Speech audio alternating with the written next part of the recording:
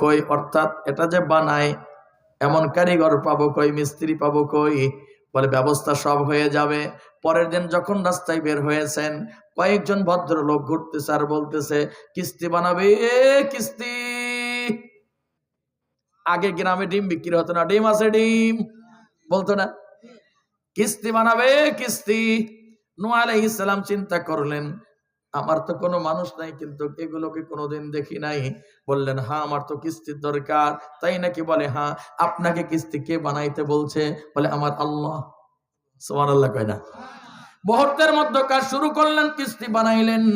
নূহ আলাইহিস সালাম আল্লাহকে বললেন ইয়া রাব, আল্লাহ কিস্তি বানাইলাম, পানি নাই, বান নাই, বন্যা নাই, ভাসাবো কোথায়?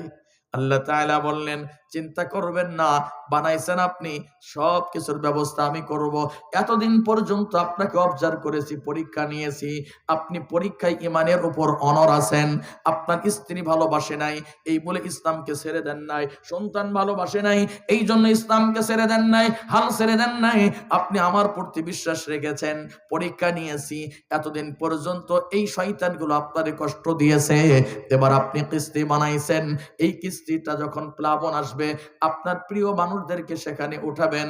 কিন্তু কিস্তি বানানো কমপ্লিট, সকলেই গণহারে পায়খানা শুরু করে দিল, ঘৃণা শুরু করলো। এক পর্যায়ে কানা আর লুলা আর খোরা তিনজন ব্যক্তি পায়খানা করতে গেছে, তারাও পায়খানা কমপ্লিট করার পর কানা পাও পিচ্ছল খায় কিস্তির মধ্যে পড়ে গেছে। কিছু চোখের মধ্যে লেগেছে পায়খানা, আর কিছু ইচ্ছা মতো খাইছে। খাবার পর দৃষ্টি শক্তি ছিল না, কানা চোখটা ভালো হয়ে গেছে। এলাকার মধ্যে রাস্তা দিয়ে হেঁটে হেঁটে যায়, করোনার মানুষ কয় কিরে কানা তুই চোখটা ভালো করলি কেমনে? বলে নূহ পয়গম্বরের কিস্তির মধ্যে পড়ে গেছিলাম, একেবারে হাবুডুবু খাচ্ছিলাম, পেটের মধ্যে কিছু চলে গেছে, গু খাইছি, আর কিছু গু চোখের মধ্যে লাগাইছি, এই বলে ভালো হয়ে গেছে। হাই রে হুজুগে বাঙালি, ঝিনাইদহের পানি পড়া খালে সব অসুখ ভালো হয়। বাস ট্রাক রিজার্ভ করে নিয়ে যায়। কষ্ট হচ্ছে আপনাদের? আরে চলেন, কি মজা আছে তাফসিরে। আমার প্রিয় ভাই, ঝিনাইদহের পানি পড়া হুজুগে বাঙালি, খরনা, বগুড়া, শাহজাহানপুর, জয়পুরহাট, খালি ট্রাকে ট্রাক, বাসকে বাস চলে যায়। বলে কি করে? বলে এরকম করে পানি পড়া দেয়। একজন বলতেছে ওর বাচ্চা হয় না, ওর বাচ্চা পর্যন্ত হয়েছে। কেমনে হলো? ওই কি বিয়ে করছে? কেন বিয়ে করেনি? কেমনে হয়েছে রে? তো লক্ত অকাম করা লাগছে। কথা বলেন না কেন? এই রকম হুজুগে বাঙালি কানা রাস্তা দিয়ে যায়। সবাই বললেন রে কানা তোর চোখটা ভালো হলো কেমনে? বলে নূহ পয়গম্বরের কিস্তির গু খাইছি আর চোখে লাগাইছি।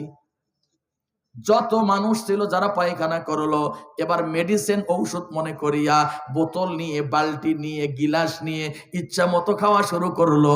আর নূহ আলাইহিস সালাম মালিকের কাছে হাত তুলে বলে মালিক আল্লাহ, আমি চিন্তিত ছিলাম এটা কে পরিষ্কার করবে।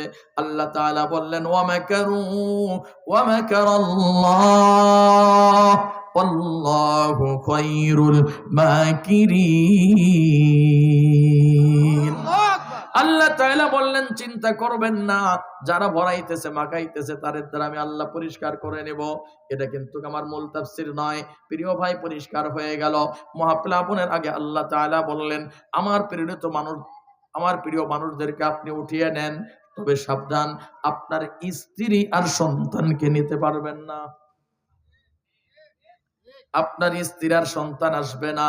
কারণ আমাদের সমাজে এমন কিছু মানুষ আছে, আমরা যখন বলতেছি ভাই আপনি ভোট দেন, ভোট তো দেবেন, আমানত জেনের ভোট তো দিবেন, আদ-দালু আলাল খায়রি কাফাইলিহি ওয়া শাররি কাফাইলিহি, আপনি মসজিদে দান করেছেন, কবরে চলে গেছেন, সওয়াব পেতেই থাকবেন। কিন্তু সার্কাস উদ্বোধনে আপনি টাকা ব্যয় করে উদ্বোধন করে দিয়ে গেছেন, প্রত্যেক বছর যাত্রা আর সার্কাস আর ডিজে গান, উলঙ্গ হয়ে গান। এখন এটা উদ্বোধন করছেন, তাহলে মসজিদ বানাইছেন, সওয়াব নিচ্ছেন, আর সার্কাস যাত্রার প্যান্ডেল উদ্বোধন করে দিয়েছেন, এর সওয়াবও আপনাকে নীতি। কথা কয় না? খুব সওয়াব তো। হ্যাঁ, তাহলে আপনি এখান থেকেও গুনাহ আপনার কবরে যাবে, মসজিদ নির্মাণের কারণে সওয়াবও যাবে। তো এটা হলো কেমনে? ওই লেজে কবরে এক হয়ে গেল। কথা কয় না? একজন মানুষ চুরি করে কুরবানি দিচ্ছে, মোটা গরু চুরি করে নিয়ে আসতে জিজ্ঞেস করা হলো, ভাই তুমি চুরি করে কুরবানি দিচ্ছ কেন? বলে প্রত্যেক লোমে লোমে সওয়াব আছে, এই জন্য চুরি করছি। চুরি করা তো গুনাহ। ওটা গুনাহ করছে আর এটা সওয়াব করছে, দুটো সমানের সমান, আর মাঝখান থেকে গোশত পাবো, এটা আমার লাভ। কথা বলে না? এমন লোক তো আমাদের সমাজে আছে। এ কারণে ভাই আল্লাহ তাআলা বললেন, অনহ আপনার স্ত্রীর আর সন্তান উঠবে না, কারণ আপনার মতাদর্শ তারা গ্রহণ করে নাই। মুহূর্তের মধ্যে, নিমিষের মধ্যে সময় যখন শেষ হয়ে গেল, কলিজার টুকরা সন্তান বলতেছে, আব্বা আব্বা আমি তো আর বাঁচি না, আব্বা আমারে বাঁচান। প্রিয় ভাই, বিগত 54 বছর 55 বছর আমরা বাংলাদেশের শাসন দেখলাম। দেশ স্বাধীনতার পর থেকে আজ পর্যন্ত মোহরা দিয়ে ধর্ষণ হচ্ছে, ধর্ষণ হচ্ছে, ধর্ষণ হচ্ছে। চুরি আগে ছিল ছোট, এখন তো ডাকাত। আগে 2-1 লাখ টাকা চুরি করত, এখন শত শত কোটি টাকা পাচার করতেছে। কথা বলেন না কেন? পরিবর্তন নাই। শান্তি দিতে গিয়ে শহীদ প্রেসিডেন্ট জিয়াউর রহমানকে পর্যন্ত হত্যা করে ফেললো। শান্তি নাই। আপনি তো সবে দেখলেন। এবার আপনাকে বলি, আয-যানিয়াতু ওয়াজ-যানি ফাজলিদু কুল্লা ওয়াহিদিম মিনহুমা মিআতা জালদা। আজকের ওয়াজ রেকর্ড হচ্ছে, ভিডিও হচ্ছে, লাইভ সম্প্রচার হচ্ছে, তাম পৃথিবীর মানুষ দেখতেছেন। কিন্তু যখন একজন জেনাকার জেনাকারিনী ধরা পড়ে গেছে, সাক্ষী প্রমাণাদির ভিত্তিতে প্রমাণিত হলো চোর অর্থাৎ জেনাকার জেনাকারিনী, এদেরকে কি করো, খরনার বড় মাঠের মধ্যে নিয়ে গিয়ে হত্যা করো। এলাকার মধ্যে মাইকিং হয়ে গেল, লক্ষ লক্ষ মানুষ চলে আসলো, ভিডিও ফুটেজ করা হলো, সবাই লাইভ দিল। ATN Bangla channel, 24, Jamuna TV সহ সকল সরকারি বেসরকারি চ্যানেল চলে আসছে। এই দৃশ্য যখন সম্প্রচার করা হচ্ছে, নতুন বিয়ে করে কেবল বাসর রাতে গেছে, 8টার সময় খবর শিরোনাম চলতেছে, ওর মধ্যে দেখানো হচ্ছে, আমার মন বলে ওর বাসর রাত বেহুদা চলে যাবে। ওই দৃশ্য দেখার পরে বৈধ স্ত্রীর কাছে যাবার মতো শক্তি সে হারিয়ে ফেলবে। ঠিক না বেঠি? কিন্তু আপনি কি করতেছেন? লুচ্চা মানিক জাহাঙ্গীরনগর বিশ্ববিদ্যালয়ে 100টা নারীকে ধর্ষণ করলো, আর হাসিরা বলল, কলিজার টুকরা সন্তান দুষ্ট, 1 থাপ্পড় দেব, দুষ্ট, এগুলো করতে নেই, আর যেন করো না যাও। এই হলো শাসন। কথা বলে না? এই শাসনে আপনার কি হবে? এই শাসনে তো জেনাকার থেকে আরো বড় জেনাকার হবে। প্রিয় ভাই, এই জন্য আল্লাহর কোরআন যেটা বলে এটা আপনি মানেন, তাহলে কি হবে? বিচারের কথা যখন চলে আসলো, অধ্যায়টা আপনাকে বলি, আল আদালাতু লিল ইসলাম। ইসলামে নাই বিচার। অর্ধ পৃথিবী করেছে শাসন ধুলার তখতে বসি, খেজুর পাতার প্রাসাদে খানি বারে বারে গেছে খসি। একটি মাত্র পিরান কাচিয়া শুকাইনি তাহা বলে, ধৈর্য ধরে দাঁড়িয়ে আছে গো খলিফা আঙ্গিনা তলে। আজ বুঝি কেন বলিয়াছিলেন শেষ পয়গম্বর, আমার পরে যদি নবী হতো কেউ, হতো সে এক ওমর। অর্ধ পৃথিবীর একজন শাসক প্রেসিডেন্ট। আপনি একজন শাসক, হাসিনা কি হিন্দু না মুসলমান? আল্লাহর রাস্তে বলেন ভাই, মুসলমান। সামনের দিনে যদি, বিগত দিনে যেই সরকার গিয়েছিল, হাসিনার আগে ছিল জোট সরকার, না মঈনুদ্দিন ফখরুদ্দিন ইয়াজউদ্দিন, ঠিক না? মঈনুদ্দিন ফখরুদ্দিন ইয়াজউদ্দিন সরকার হিন্দু না মুসলমান? মুসলমান। তার আগে ছিল জোট সরকার। আপসহীন নেত্রী, দেশ নেত্রী বেগম খালেদা জিয়া, যিনি বারবার বলেছেন জামাতে ইসলাম একটি আদর্শ দলের নাম, আর আজকে তার সন্তানরা বলতেছে এরা রাজাকার। এই রাজাকারের তোকবার জাতি খায় না। রাজাকারের ট্যাগিং করিয়া হাসিনা পালাইছে, যার কারণে ছেলেরা স্লোগান দিল, তুমি কে আমি কে।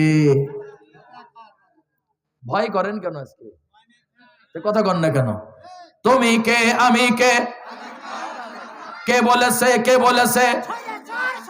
এই স্লোগানকে আমরা শিক্ষা দিছি। তাহলে ওই বাচ্চাগুলো তো ভার্সিটি ইউনিভার্সিটির বাচ্চারা বলতেছে। তাহলে বাচ্চাগুলো বললো কখন? যখন পিঠ থেকে গেছে। এই ট্যাগিং এর রাজনীতি যারা করছে তারা উধাও। নতুন করে ট্যাগিং রাজনীতি করবেন, তাদের হয়েছে যে অবস্থা, এমন কোন ব্যক্তি, কোন গোত্র, কোন দল, কোন গোষ্ঠী যদি এই ট্যাগিং এর রাজনীতি করে তাদেরও হবে একই অবস্থা। পায়ে হাত দিয়ে বলি ভাই, আপনি আমি আমরা একই ফ্যামিলির মানুষ, কথা বলে না, একই জায়গার মানুষ। আমি আমার আদর্শ দিয়ে জাতিকে বলবো ভোট দেন, আপনি আপনার আদর্শ দিয়ে জাতির কাছে ভোট চাইবেন, সিদ্ধান্ত আপনার। অর্ধ পৃথিবীর একজন শাসক, তাহলে আপোষের নেত্রী কবরে আছেন, আল্লাহ জান্নাতুল ফেরদাউস বানিয়ে দিক, বলি আমিন। তাহলে সকলেই মুসলমান।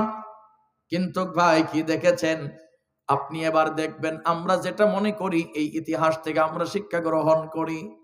আমি ব্যক্তি যদি এমপি হয়, মন্ত্রী হয়, প্রধানমন্ত্রী হয়, আমি সাইয়েদেনা ওমরের রাজনীতি আমি আপনার সামনে করার ওয়াদা করছি। হইছেই না হই, স্বপ্ন তো দেখা যায়, কথা কয় না। আমি যদি নন্দীগ্রামের মানুষ প্রধানমন্ত্রী হই, এটা শাহজাহানপুরের মানুষের জন্য অহংকারের কথা। আর হিসাবে মুসমানি আমাদের এখানে মাছ করতে আসছিল, ও এখন প্রধানমন্ত্রী। হইছেই না হই, স্বপ্ন তো দেখা যায়। 2 মিনিটের জন্য আমাকে বানায় দেখেন, সাফ করে দেব। আমার প্রিয় ভাই, হাসির খোরাক দেইনি, বড় কষ্টে কথাটা বলেছি আপনাকে। অর্ধ পৃথিবীর শাসক সাইয়েদনা ওমর 3 জন টকবগে যুবক অভিযুক্ত হয়েছেন, মদ পান করেছেন, ফেন্সিডিল খাইছেন। আমাদের ছেলেরা আধুনিক নাম দিয়েছে ওটার, তার নাম হলো ডাল। ফেন্সিডিল কয় না, আমার তো হিলির দিকে আমার বাসা। হুন্ডা এমন জোরে সারে চক্ষুটা বন্ধ কইরা খালি এইরকম এইরকম। মাঝে মধ্যে দেখলেছি এত মেজাজ গরম হয় জানেন, মনে হয় এটা মরে না কেন, এমন ভাবে পাকড়া পাকড়ি করে যায়। বাবা তোমাকে কে এরকম করতে বলছে বলো তো? এতে তো কোনো তোমার বাহাদুরি নাই। গত পরশু আমার ওখানে 3 জন ছেলে একবার স্পট ডেট। কেন তোমরা এরকম করো? পরে জানলাম মাল খেয়ে আসছে, ডাল খেয়ে আসছে হিলির থেকে। তো এই ডাল খাইছে, এর মাসআলা কি? যদি সাক্ষী প্রমাণাদির ভিত্তিতে ডালখোর হয় তাহলে 80টি বেত্রাঘাত করতে হবে, এটা শরীয়তের বিধান। সাইয়েদেনা ওমর 3 জন ব্যক্তি অভিযুক্ত হলেন, 3 জন বন্ধু, তার মধ্যে তার ছোট সন্তান আবু শাহামা, আপন কলিজার টুকরে সন্তান, প্রেসিডেন্টের বেটা আবু শাহামা। আমি আর কথা এদিক সেদিক নিয়ে যাব না ভাই। হায় আল্লাহ, আপনার একদিন আমার প্রত্যেক দিন খেয়াল করেন। আবারও যদি সুযোগ হয়, আল্লাহ যদি নিয়ে আসে, আবারও কথা হবে কোনোদিন, কখনো কোনো সময়। গভীর মনোযোগ, আমি যে তাফসীরটা শুরু করেছি সমাপ্তের দিকে চলে যাচ্ছি, খেয়াল করেন। বিচার করা হলো, বিচারপতি জেনেছেন আবু শাহামা সাইয়েদনা ওমরের সন্তান, অর্থাৎ পৃথিবীর প্রেসিডেন্টের, অর্ধজাহানের খলিফার সন্তান। বিচারপতি রায় দিলেন, যার দ্বারা কার্যকর করা হবে তার কান মন্তর দিলেন, আর বললেন শোনো, রায় কার্যকর করবে 80টি বেত্রাঘাত, তবে আবু শাহামার বিষয় একটু মাথায় রাখিও। এই তো হয়ে গেল পক্ষপাতিত্বমূলক। রায় কার্যকর করার পর ওই 2 জন মুমূর্ষ অবস্থায় আবু শাহামা বুক টান টান করে জায়গা মতো চলে গেলেন। একজন ভদ্রলোক, বিজ্ঞ আলেম পত্র লিখেছেন, ওগো আমার অর্ধ পৃথিবীর প্রেসিডেন্ট শাসক, আবু শাহামা নামক একজন আসামির সঙ্গে বিচারটা প্রহসনমূলক বিচার হয়েছে, পক্ষপাতিত্বমূলক বিচার হয়েছে। আপনার সমীপে এর সঠিক বিচারে সানি কামনা করছি। সাইয়েদনা ওমর আল ফারুক রাদিয়াল্লাহু তাআলা আনহু পত্র পাবার সঙ্গে সঙ্গে স্ত্রীর মাথার মধ্যে হাত বুলিয়ে দিয়ে বললেন, বিবি, এই মাত্র আমি পত্র প্রাপ্ত হয়েছি, কিন্তু যেই ব্যক্তিটা অভিযুক্ত সে তোমার আমার কলিজার টুকরা সন্তান আবু শাহামা।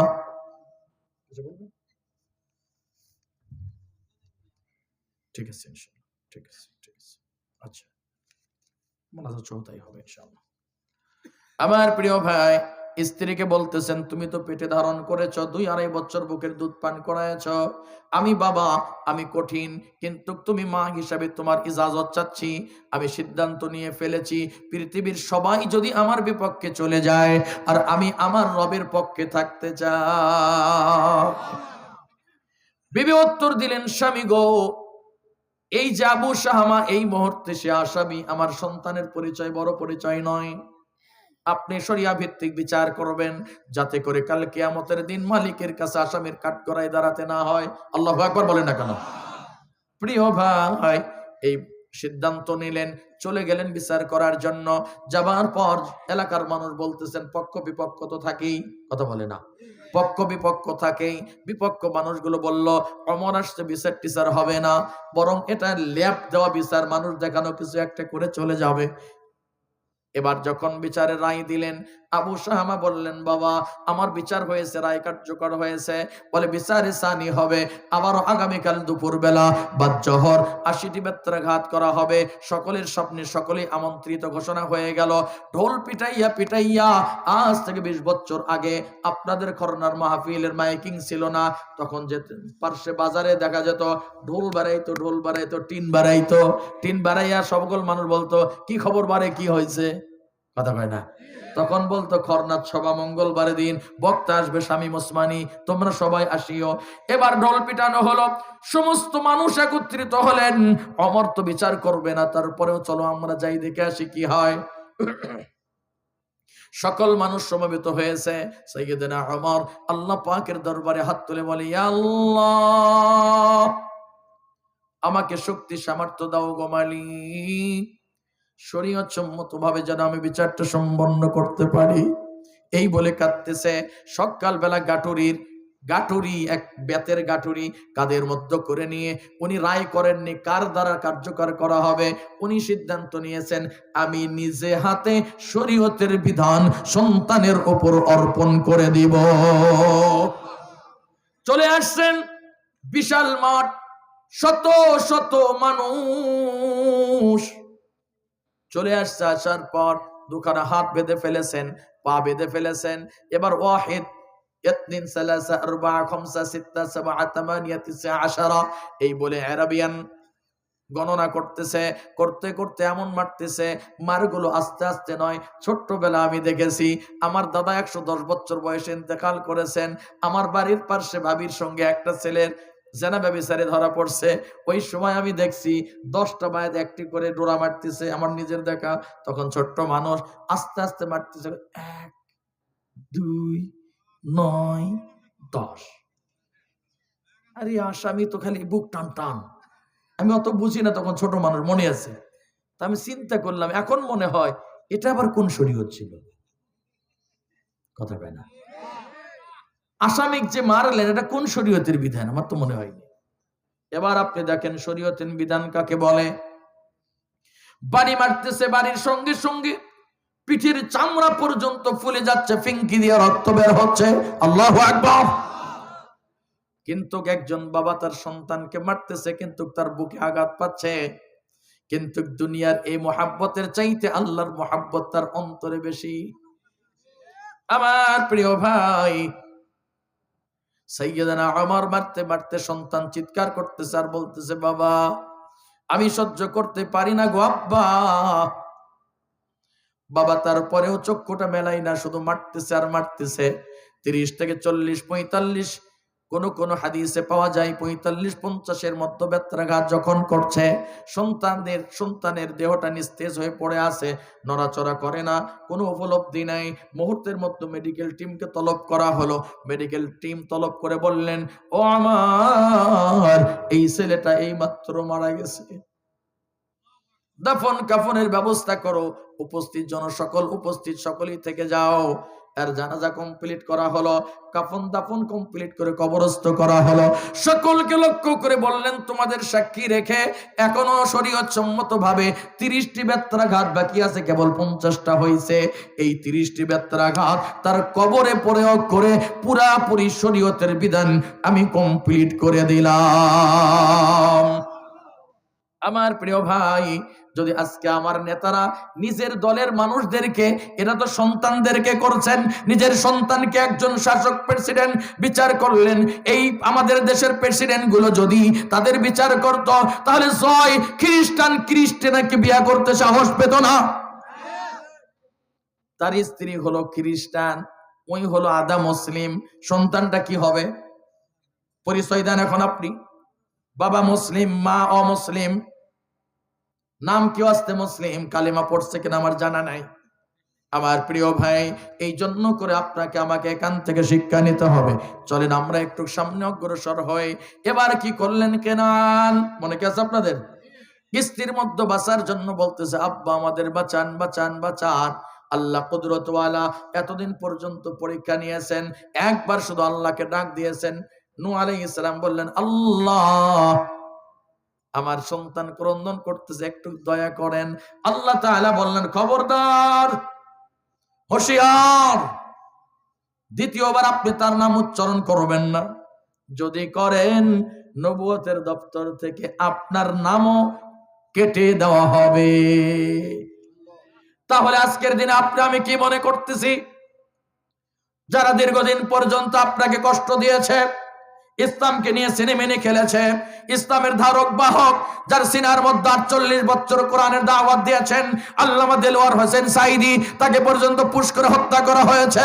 এই মানুষগুলোকে জেল জুলুম অত্যাচার করার পর আজকে যদি আপনাকে বলে, ভাই মাফ করে দেন, আমি এখন জামাত, আমি এখন বিএনপি, এটাই যদি গ্রহণ করা যেত, তাহলে নূহ আলাইহিস সালামের বেটাকে আল্লাহ বলতেন, ঠিক আছে মাফ করে দেন, ওরে কিস্তির মধ্যে ঢুকিয়ে নেন। প্রিয় ভাই, তাফসীর বুঝবেন, একটা ভোটের জন্য অহেতুক কোন এমন কথা বলবেন না যেটা কোরআন সুন্নাহর সঙ্গে সাংঘর্ষিক হয়। প্রিয় ভাই, ওই তো রেখে আসছে, ক্বালাত নামলাতু ইয়া আইয়ুহান নামলু দুখুলু মাসাকিনাকুম لا يحطمنكم سليمان وجنوده وهم لا يشعرون। ওই যে পিঁপড়ার বক্তব্যটা মনে আছে না নাই? সেখান থেকে আমি এই পর্যন্ত নিয়ে আসলাম। এবার সুলাইমান পয়গম্বর যখন তাকে বললেন, দায়িত্বটা বুঝতে পারলেন, এরপরে ওই যে খেটে খাওয়া মানুষ তার সঙ্গে সাক্ষাতে চলে গেলেন। আল্লাহ তাআলা বললেন, মুসা সুলাইমান আলাইহিস সালাম গিয়ে বললেন, তুমি বলো এমন কি আমল করো, ইবাদত করো যে আল্লাহ তাআলা তোমার সঙ্গে সাক্ষাৎ করার জন্য আমার তখ্তটাকে ব্রেক করে দিয়ে তোমার পর্যন্ত নিয়ে আসছেন। উনি শুধু বলছেন, আমি আবেগ ভরা কণ্ঠে বলেছেন, সুবহানাল্লাহ। প্রিয় ভাইরা আমার, আপনাকে যেই শিক্ষা শুরুতেই দেওয়া শুরু করে দিয়েছিলাম, পৃথিবীর মানুষ 3 ভাগে বিভক্ত, মনে আছে আপনাদের? উলামা, উমারা, আওয়াম। উলামায়ে কেরামদেরকে শ্রেষ্ঠত্ব দান করেছেন আমার মালিক, আমার আল্লাহ। এই উলামায়ে কেরাম যেইভাবে বলবে আপনাকে সেইভাবে চলতে হবে। আপনি যেইভাবে বলবেন ওইভাবে আমি চলবো না, কারণ কোরআন সুন্নাহ বলতে বলেছেন যেইভাবে, চলতে বলেছেন যেইভাবে, আমার বক্তব্য হবে, আমার নিশানা হবে, আমার টার্গেট হবে হুবহু সেইভাবেই। এখন তো আমি যদি বলি, ভাই এই রাস্তা দিয়ে সোজা এই দিকে যান, বগুড়া যেতে পারবেন? বলেন তো, নন্দীগ্রামের ওই দিকে গেলে কি বগুড়া পাবেন? বগুড়া যদি যেতে হয়, শেরপুরের রোড ধরিয়া যমুনা সেতু পার হইয়া এলেঙ্গা দিয়ে ঢাকায় যাওয়া লাগবে, নাকি বগুড়া এখানেই আছে? প্রিয় ভাই, আল্লাহ তাআলা বলেছেন, তোমাদেরকে পাঠাইছি শুধুমাত্র পাঞ্জাবি গাউত দেওয়ার জন্য নয়, শুধু দাড়ি রাখার জন্য নয়, টুপির জন্য নয়। হুয়াল্লাযী আরসালা রাসূলাহু বিল হুদা ওয়া দীনিল হক লিইয়ুযহিরাহু আলাদ দীনি কুল্লিহি ওয়া কাফা বিল্লাহি শাহীদা। আল্লাহ বলছেন, আমি তোমাকে পাঠিয়েছি শুধুমাত্র নামাজ পড়বেন সেজন্য নয়। আজকের দিনে নামাজ আছে, আগের নবী রাসূলের সময় নামাজ ছিল। জি ছিল। কুতিবা আলাইকুমুস সিয়ামু কামা কুতিবা আলাল্লাযীনা মিন ক্বাবলিকুম লাআল্লাকুম তাত্তাকুন। শুধুমাত্র রোজা রাখার জন্য এত বড় নবীর দরকার ছিল না। আমাদের পূর্বেও রোজা ছিল, আমার রাসূলের সময় রোজা। এখন শুধুমাত্র রোজার জন্য এত বড় নবীর দরকার ছিল না। কিন্তু ইসলামের মধ্যে এগুলো আছে না নাই? গভীর তাফসিরটা বোঝেন, খুব ডিপলি তাফসির, ভুল বোঝার কোনো সুযোগ নাই। তাহলে আমাদের আপনার আমার প্রত্যেকের লক্ষ্য আর উদ্দেশ্য আছে না নাই? দুইজন ব্যক্তির লক্ষ্য আর উদ্দেশ্য থাকে না, একটা হলো মানসিক ভারসাম্যহীন পাগল, আর একটা হলো ছোট্ট শিশু বাচ্চা। এদের লক্ষ্যও নাই, মিশনও নাই, উদ্দেশ্য নাই, কিচ্ছু নাই। আমার বাংলাদেশের মানুষ আর্জেন্টিনা ভক্ত সবচাইতে বেশি, ঠিক না ঠিক? নিজের টাকা খরচ কইরা 50 ফিট একটা ফ্ল্যাগ লাগাই, গায়ের মধ্যে লেখা আছে লিওনেল মেসি, জার্সি নাম্বার 10, কথা কয় না, নেইমার ব্রাজিল। কিছুদিন আগে শুনলাম আওয়ামী পন্থী যারা আওয়ামী লীগ করে তারা হলো ব্রাজিল, আর যারা বিএনপি করে এরা হলো মেসি, আর্জেন্টিনা। আমি জানি না সত্য মিথ্যা, শুনছি এগুলো, ঠিক? এটা বিএনপি জামাত পন্থী, এরা পাকিস্তান আর ইন্ডিয়া যদি খেলা হয় ক্রিকেট, বিএনপি জামাত পক্ষ নেয় পাকিস্তানের, আর আওয়ামী লীগ পক্ষ নেয় দাদা বাবুর, কথা কয় না? আছে কোথায়?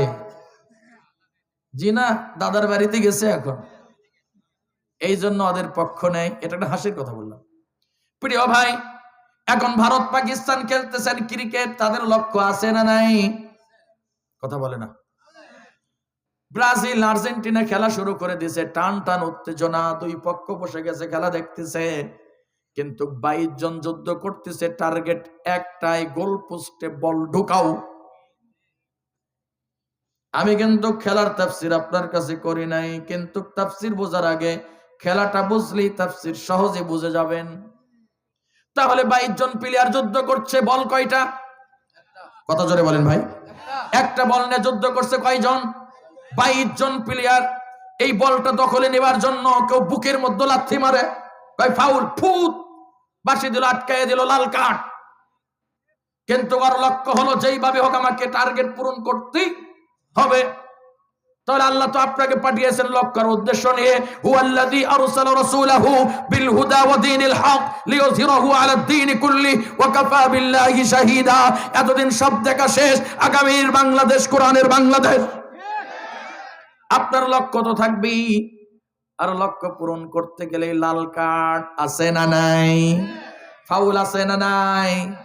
তাহলে লাল কার্ড তো খাওয়া লাগবেই। ভয়ে কি আপনার? কিন্তু আপনার গোল পোস্টে বল ঢোকাতে হবে, মানে ইসলামের বিজয় করতে হবে। ইসলামের বিজয় ছাড়া আপনি কি করবেন ভাই? এখন আপনি ইসলামের বিজয় চাইলেন না, ইসলামের বিপক্ষে চলে গেলেন, আলেমদেরকে বিরুদ্ধাঙ্গুলি দেখাইলেন। আর আল্লাহ বললেন 3 ভাগে বিভক্ত করেছি, প্রথম ভাগ হচ্ছে উলামা, আলেমের বহু বচন, উলামা ওয়ারাসাতুল আম্বিয়া। আল্লাহু আকবার। তাফসীর একবারে শেষের দিকে, আর ডালফলা নিয়ে যাচ্ছি না। উলামা ওয়ারাসাতুল আম্বিয়া। হে যুবক, তোমরা তো 4.5 কোটি আছো, তোমরা যদি ফ্যাসিস্টকে তাড়াতে পারো, তোমরা আগামীর সূর্য কালিমার সূর্য বানাতে পারো। শরীফ ওসমান বিন হাদিকে যদি তোমরা মোহাব্বত করো, তাহলে তোমাকেও সিদ্ধান্ত নেবার সময় আসছে। ইন্ডিয়ার পক্ষপাতিত্ব করা যাবে না, ইন্ডিয়া মুসলমানের বন্ধু হতে পারে না। যদি বন্ধু হতো, এত জায়গা থাকতে 500 বছর পূর্বের বাবরি মসজিদ ভেঙে মাটির সঙ্গে মিশিয়ে দেয় নাই, তারা ওই জায়গার মধ্যে হনুমানের ছবি লটকাইয়া তারা মন্দির বানাইছে কেন? তাহলে তোমাকে বুঝতে হবে, ওদের পক্ষপাতিত্ব যারা করবে তাদেরকে লাল কার্ড। কথা বলে না? প্রিয় ভাই, আল্লাহ তাআলা আলেমদেরকে শ্রেষ্ঠত্ব দান করেছেন। একটা উদাহরণ দিয়ে আমার তাফসীর শেষ। ধরুন আপনাদের এই গ্রামের একজন খতিব, মসজিদের ইমাম, সব মসজিদের খতিব, মোটামুটি 80% মসজিদের খতিব যারা নিরীহ পরিবারের মানুষ, তারা গরিব পরিবারের মানুষ, তারা, কথা বলে না? আজকে আমাকে সাক্ষিক্য দেখতেছেন। প্রিয় ভাই, আমার জীবনে যদি একজন শোনেন আর জীবনের সঙ্গে যদি আপনি জীবন মিলান, আপনার জীবন অনেকটা পরিবর্তন আনতে পারবেন। আমার বাবার 1 বিঘা জমি মাত্র, 3 ভাই আমরা 3 বোন, কেমনে চলে সংসার? মাদ্রাসায় যাব, টাকা নাই, মার কাছে গন্ধওয়ালা সাবান নিব, সাবান নাই। মা এখন বলতেছে, বেটা গন্ধওয়ালা সাবান দিলে গায়ে ঘা হয়, পরে যখন বুদ্ধি হয়েছে তখন বুঝেছি মা দিতে পারে নাই, দিতে পারবে না বলি এই মিথ্যা আশ্বাস দিয়েছে। গন্ধওয়ালা সাবান দিলে গায়ে ঘা হয়, আপনারা বলুন তো কথা কি ঠিক? কিন্তু ভাই মা দিতে পারে নাই। একজন বাবা মা সন্তানকে চাওয়া মাত্র দিতে না পারলে তার বুকটা কি হয়। আজকে যখন সন্তানের বাবা হয়েছি তখন আমি বুঝেছি আমার সন্তান তো অভাব বোঝে নাই। এ যুবক, ইয়ং জেনারেশন, তোমাদের যাবার বেলায় বিনয়ের সাথে বলে যায় তোমাদের জন্ম হয়েছে স্বর্ণের পাত্রে, আর এই মানুষগুলো জন্ম হয়েছে কাদা মাটিতে। কথা বলেন না কেন? কষ্ট করে তারা বড় করেছে তোমাকে, কিন্তু তুমি বোঝো নাই। আমরা বুঝেছি আমাদের বাবা মা কত কষ্ট করে লালন পালন করেছেন। প্রিয় ভাই, এই জীবনের যে কষ্ট, আজকে এই যে চাকচিক্য দেখতেছেন, এই চাকচিক্যটা ছিল না। আমি মাদ্রাসায় পড়েছি, টাকা ছিল না, হেঁটে চলে গেছি, মাইল পর মাইল হেঁটে হেঁটে পড়াশোনা করতে হয়েছে, ফেতরার টাকা চামড়ার টাকা কালেকশন করে পড়তে হয়েছে। আজকে আল্লাহ তাআলা একারে নিয়ে আসছেন। আমার মতো হাজারো আলেম আছেন আমার চাইতে আরো গরীব, কিন্তু এই মানুষগুলো মসজিদের খতিব ইমামতি করে। কিন্তু আজকে যদি এই জায়গার মধ্যে এমপি, যে এমপি হয়েছেন এই জায়গার এই আসনে, শাহজাহানপুরের এই আসনের এমপি যদি হয়, উনি যদি আসে, নিঃসন্দেহে যদি জামাত ইসলাম অর্থাৎ ইসলামিক আন্দোলনের এমপি ছাড়া অন্য কোন দলের হলে অবশ্যই ও মেম্বারে বসবে না, নিচে বসতে হবে। কথা বলে না? নিচে বসতে হবে। কারণ হলো কোরআন সুন্নাহর মধ্যে নাই, আর ও খুতবা দিবে এমন কোন যোগ্যতা নাই। এই জন্য এই গ্রামের সবচেয়ে গরিব একজন ছেলে ইমামতি করতেছেন, উনি বক্তব্য দিচ্ছেন। এত বড় একজন এমপি এলিম না থাকার কারণে আপনার মুসল্লিদের কাতারে চুপ করে বসে আছে, উনি ওয়াজ করতেছেন, ইচ্ছা মতো ওয়াজ করতেছেন। ওয়াজ করলেন, টাইম 10 মিনিট ওভার হয়ে গেছে। আস্তে করে একজন বললেন, হুজুর টাইম ওভার হয়েছে। বলে, আমি এখন প্রেসিডেন্ট। এটা তোমার বাবার অফিস নয়, এ ঘরটা আমার আল্লাহ, প্রতিনিধি আমি, আমি এখানকার আমির, আমি নেতা, আমি প্রেসিডেন্ট। আল্লাহর ঘর চলবে তোমার বাপ দাদার আইনে নয়, আল্লাহর ঘর চলবে আল্লাহর আইনে। ইমাম সাহেব ভাষণ দিচ্ছেন, লম্বা ভাষণ শুনলেন, খুতবা দিলেন, নামাজ শুরু করছেন। রুকুতে গিয়ে সুবহান রাব্বিয়াল আযীম 3 বারের জায়গায় 30 বার পড়ছেন। কিন্তু ওই নেতার কোমরে খুব ব্যথা, উপরে বেশিক্ষণ থাকতে পারে না, কটকটানি শুরু হয়ে গেছে, খুব কটকটানি শুরু হয়েছে।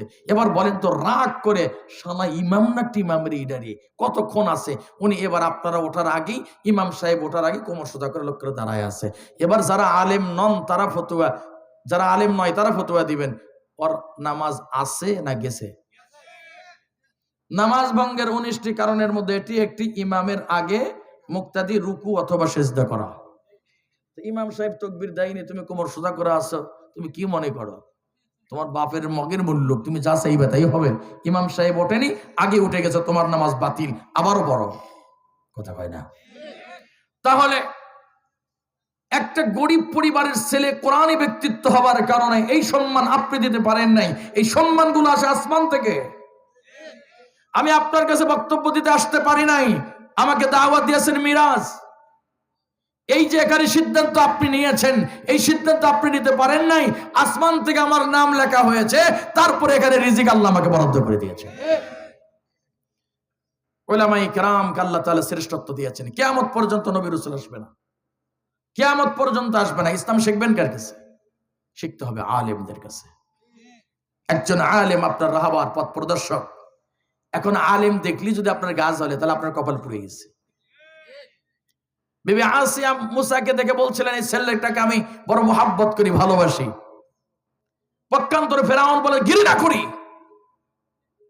এর দাড়ি টুপি দেখলে আমার গা জ্বলে, আমি ঘৃণা করি। একই বাড়িতে থাকে, একই বেডে থাকে, কথা বলে না। স্বামী স্ত্রী কি দূরে থাকে? 2 ল্যাপ না 1 ল্যাপ? একই ল্যাপের মধ্যে, একই কম্বলের মধ্যে, একই বেডে, একই বাসায়। রাজা যতই মাস্তানি করুক, রাতে রানীর কাছে আসে, একই জায়গায় আছেন, পার্থক্য দেখেন। বিবি আসিয়া বললেন, আমি মুসাকে খুব মোহাব্বত করি, খুব ভালোবাসি, আমার খুব ভালো লাগে। আল্লাহর কাছে বললেন, রব্বি ইবনি লি ইনদাকা বাইতান ফিল জান্নাহ। আয় আল্লাহ, আমি মুসাকে খুব ভালোবাসি, এই ভালোবাসার দরুন আমাদের উপর যে জুলুম অত্যাচার নির্যাতন করতেছে মালিক, আমি আর জান্নাতুল ফেরদাউস দুনিয়াতে এক নজর দেখতে চাই। রব্বি বিনিলি ইনদাকা বাইতান ফিল জান্নাতি ওয়া নাজ্জিনি মিন ফিরআউন ওয়া আমালিহি ওয়া নাজ্জিনি মিনাল কওমিজ জালিমিন। চিৎকার মেরে বলে আল্লাহু আকবার। আল্লাহ জিবরাইলকে বলেন, না জিবরাইল, ও আমার মুসাকে ভালোবাসে, মহব্বত করে, যাও জান্নাতুল ফেরদাউস হাতের তালু তুগের উঠা করে নিয়ে যাও, সে আমার প্রিয় মাহবুবা বান্দি, তাকে তুমি উপহার দুনিয়ার বুকে দিয়ে আসো। পক্ষান্তরে ফেরাউন বলে, ঘৃণা করি। এক শ্রেণীর মানুষ আছে, আমরা কোরআনের রাজনীতির কথা বললে গা জ্বলা শুরু হয়। হুজুর রাজনীতি করতে আসছেন? না ভাই, আল্লাহ আল্লাহর কসম, আমি রাজনীতি কোনো প্রার্থী নই, কোনো ব্যানারে কাজ করতে আসিনি। আমার কোরআন আপনাকে নির্দেশ দিতে বলেছেন, যেইভাবে আমি ওইভাবে কথা বলতে আসছি। জামাত ইসলাম যদি মনে করে যে আমার পক্ষের বক্তা, তাহলে ভুল করছে। আমি আপনার পক্ষে, বিএনপির বিপক্ষের লোক নয়, আমি কোরআনের পক্ষের মানুষ। পরিষ্কার কি বুঝাইতে পারলাম কথা? গত 4 দিন আগে সাতক্ষীরার একটা মাহফিল আমাকে কাউন্টার দেওয়া হয়েছে। ভ্রাম্যমাণ আদালত আসছে, এসে বলতেছে, হুজুর আপনি কি রাজনীতির ওয়াজ করতেছেন? তখন আমি বললাম যে আমি তো রাজনীতির বুঝি না অত বেশি, তবে কোরআনের নীতির কথা আমি বুঝি। আমি কোরআনের নীতির কথা বলতেছি, আমি কোরআন শরীফ আর হাদিস শরীফের কথা বলতেছি। আর মধ্যে যদি কিছু থেকে থাকে তাহলে ওটা আমার নয়, আমি আমার আল্লাহর পক্ষে দালালি করতেছি এখানে। সুবহানাল্লাহ বলেন না কেন? আপনি করতেছেন আপনার রাষ্ট্রের দালালি, আর আমি করতেছি আমার মালিকের দালালি। সুতরাং আপনি আপনার রাষ্ট্র নিয়ে থাকেন, আর আমি আমার মালিককে নিয়ে থাকি। কথা হবে সেই দিন যেদিন আল্লাহ বিচার আসনে বসবেন। আলাইহিসসাল্লাহু বিআহকামিল হাকিমিন। চিৎকার মেরে বলে আল্লাহু আকবার। ফিরআউন যখন এই ঘৃণা দেখালো, মুসা আলাইহিস সালামের উপর জুলুম অত্যাচার করলো, আমার বাংলাদেশের স্বৈরাচাররা একটা পদ্মা সেতু করলো, কয়েক হাজার কোটি টাকা ব্যয় করলো, কয়েক হাজার কোটি টাকা নির্মাণ করার আগেই খাইয়ে দাইয়া শেষ। ফলে ওদের মন্ত্রীকে বহিষ্কার করলো। মনে আছে আপনাদের? আবুল হোসেন নাম ছিল। না না না, আবুল হোসেন, ঠিক আছে না? আবুল হোসেন। কাজ শুরুই হয়নি, তার আগে 1000 কোটি টাকা তদন্ত করে বললেই আর হবে না। এখন কি হবে? মাজা মরা কাকু কাউয়া সেতু মন্ত্রী, কথা কয় না কেন? লাস্টে ভাষণ দিল, পদ্মা সেতু ওই গেল।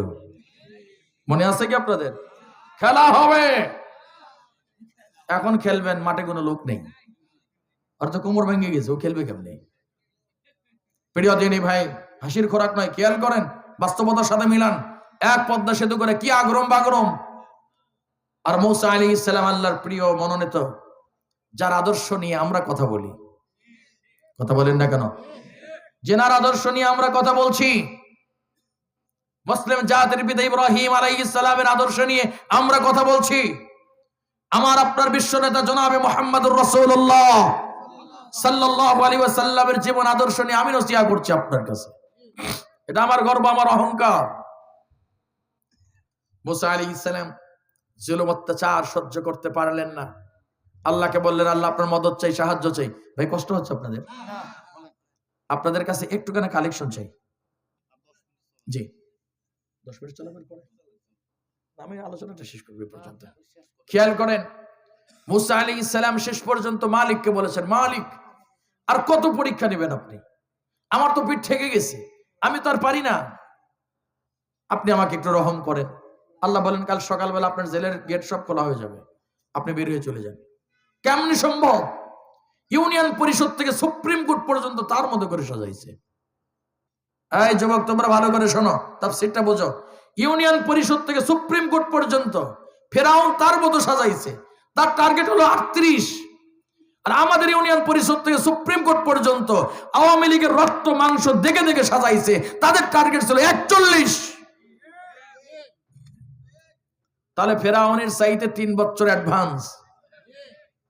আমি বোধহয় বুঝাইতে পারিনি আপনাকে।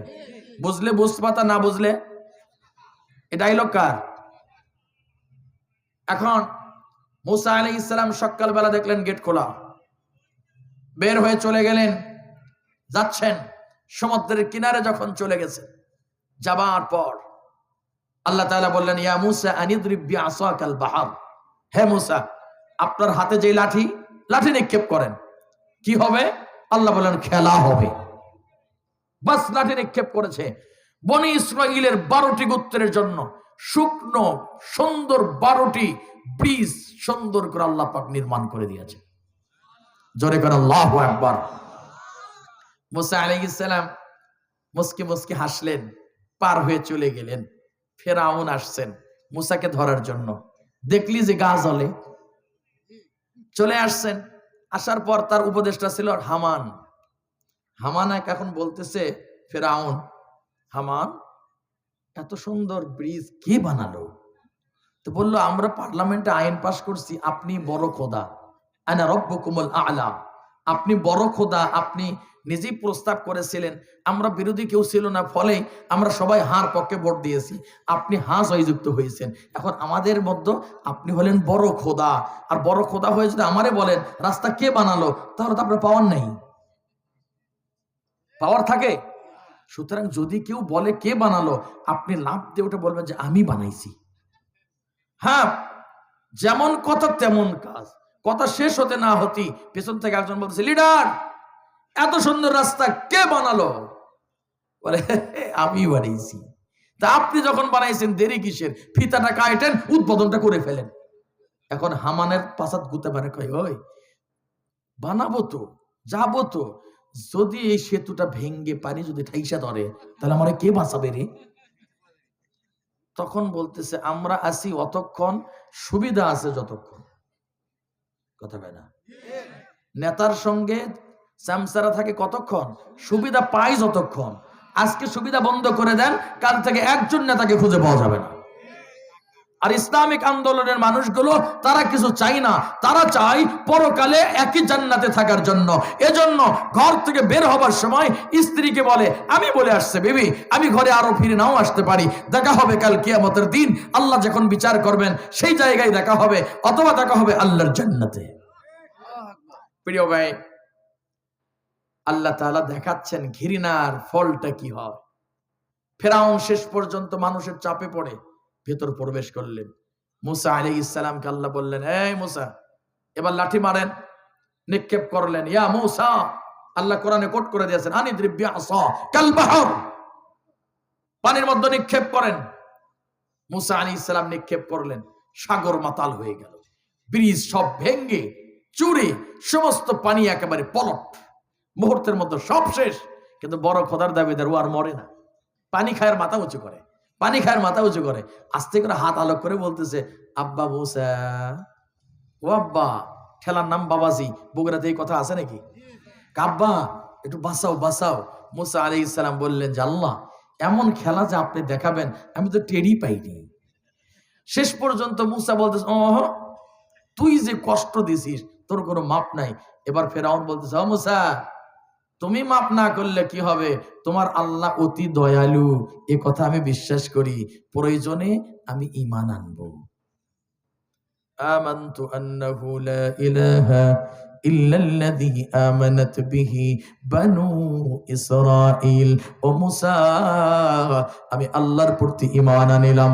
ও পয়গম্বর মুসা, এতক্ষণ পর্যন্ত তোমার কাছে প্রাণ ভিক্ষা চাইলাম, তুমি প্রাণ ভিক্ষা দিলে না। ও মুসা, আল্লাহর প্রতি ঈমান আনিলাম। এই পয়গম্বর মুসা আলাইহিস সালামের সঙ্গে ফেরাউনের যে অবস্থা চলতেছে এই মুহূর্তে, আল্লাহ তাআলা তেনার প্রিয় বান্দাকে ব্রিজ সুন্দর বানাইয়া 12টি গোত্রকে সুন্দরভাবে গন্তব্যস্থানে পৌঁছিয়া দিলেন। আবার আল্লাহর দুশমনকে ব্রিজগুলো ভেঙে চূর্ণ বিচূর্ণ করে দিয়ে পানির চপকানি দিয়ে পানির ঢেউয়ের মাঝে তাদেরকে ধ্বংস করে দিলেন। এরপরে বাঁচার জন্য বারবার বলতেছে, আমানতু, আমি ঈমান আনিলাম, ওয়াল্লাহ, আর মানেন না, ঈমান আনিলাম। এই কথা যখন ফেরাউন বললেন, আল্লাহ তাআলা আর চুপ থাকতে পারেন নাই। ইন্না আযাবি লাশাদীদ, আল্লাহ আর চুপ থাকতে পারেনি। আল্লাহর অ্যাকশন সহজে আল্লাহ ধরে না, ধরলে ছাড়ে না। আল্লাহ এবার বললেন, এই ফেরাউন, তোর অপবিত্র জবান থেকে আমার নাম উচ্চারণ কোনোদিন করবি না। আলান, ফেরাউন বললেন আমানতু, আমি ঈমান আনিলাম। আল্লাহ বলছেন আল আন, এখন। প্রশ্নবোধক, এখন। এতদিন তুই কি করলি? ক্ষমতার দাপটে যা ইচ্ছা তাই করলি, দিনকে রাত, রাতকে দিন, নিরপরাধ নির্দোষ মানুষদেরকে ফাঁসির মঞ্চে নিয়ে গেলি। কথা বলেন না কেন? যা মন চাই তাই করলি। আর আজকে যখন তোর কেউ নাই, এখন বাঁচার জন্য একজন মানুষ খুব বাহাদুরি দেখায়, হয়ে গেছে ক্যান্সার। ওই মানুষকে মানুষই মনে করে না। ডাক্তার সাহেব বলে দিয়েছেন যে ভাই তোর তবিল শেষ, যা খাবার মন চাই খা। উনি এখন বাড়িতে আসছে, যাই নামাজ আর কাদর থেকে পড়ে না, মসজিদে যায় আর আল্লাহ বাঁচাতে পারে, আল্লাহ রক্ষা করতে পারে, আল্লাহ ছাড়া কোনো উপায় নাই। কেরে বল্টু, কয়েকদিন আগে তোকে নামাজের কথা করলে তুই যত গেলেইলি, এখন এই কথা গোষ্ঠে কয় ভাই আমার তবিল তো শেষ। এজন্য বিপদে পড়লে আল্লাহকে মানুষ বেশি রাখে। তা আল্লাহ বললেন এখন আজ ইব্রাহিম আপনি যান। কে বলছেন? ফেরাউনের কাছে যান, নীল নদের মধ্যে ঘাটটা ধরবেন, একটা গোতা দেন, সমুদ্রের তলদেশে নিয়ে যান। বাম হাত দিয়ে তাফসিরে কুরতুবী, তাফসিরে রুহুল মানি, তাফসিরে কবির সকল তাফসিরবিদ একই কথা বলেছেন। বৃদ্ধাঙ্গুলি দিয়ে মুখের মধ্যে পোষা কাদর ঢুকে দেন, দিয়ে জাম্পিং করেন, জাম করে দেন। আর অপবিত্র জবান থেকে যেন আমি আল্লাহর নাম উচ্চারণ করতে না পারে। চিৎকার মেরে বলেন আল্লাহু আকবার। সারাংশ কি বুঝলেন? যারা আল্লাহর প্রিয় মানুষদেরকে মোহাব্বত করেন, বিবি আসিয়া দুনিয়ার বুকে জান্নাত পেয়েছেন। আর যারা আল্লাহর প্রিয় বান্দাদেরকে দেখলে গা ছিটকায়, নাক ছিটকায়, গা জ্বলে, দেখতে পারে না, তার নসিবে জাহান্নাম। ওই জায়গায় আল্লাহ তার প্রিয় বান্দাকে শান্তিপূর্ণ পার করে দিলেন, একই ব্রিজের উপর আল্লাহ তাআলা তাকে ধ্বংস করে দিলেন। এজন্য আসুন, আদর্শবান মানুষ গড়ার জন্য কোরআনের বিকল্প নেই। মাদ্রাসায় বাচ্চা দিয়েন, আর নিজেকে আল্লাহর তাকওয়াবান বানানোর জন্য সর্বোচ্চ চেষ্টা করবেন। নিজে সালাত আদা করবেন, বাচ্চাদের হাত ধরে মসজিদে নিয়ে যাবেন। সামনে সুন্দর একটি দিন আসছে, আপনাকে সিদ্ধান্ত নিতে হবে, সঠিক সিদ্ধান্ত নেবেন। আমি কোনো দলের পক্ষে বিপক্ষে না, আপনাকে সঠিক সিদ্ধান্ত আপনি নেবেন। আল্লাহ তাআলা আমাদের সকলকে কবুল করুন। আমি তো মনে করেছিলাম 12টা পর্যন্ত আলোচনা করব, কিন্তু 1:45 বেজে গেছে। অনেক লম্বা টাইম কথা বলেছি। আমি আপনাদের খেদমতে, আমার কাছে স্লিপ আছে, একটু কালেকশনের জন্য সর্বশেষ বলেছিলেন, একটু যে যা পারেন, একটু যতটুকু পারেন ইনশাআল্লাহ দেবেন। আর সবাই জিকির করুন লা ইলাহা ইল্লাল্লাহ। ছেলেরা ব্যাগ নিয়ে গেছে, জি আলহামদুলিল্লাহ। সবাই পকেটে একটু হাত ঢুকাবেন, যার কাছে যা আছে, জি মাশাআল্লাহ। ছোট ছোট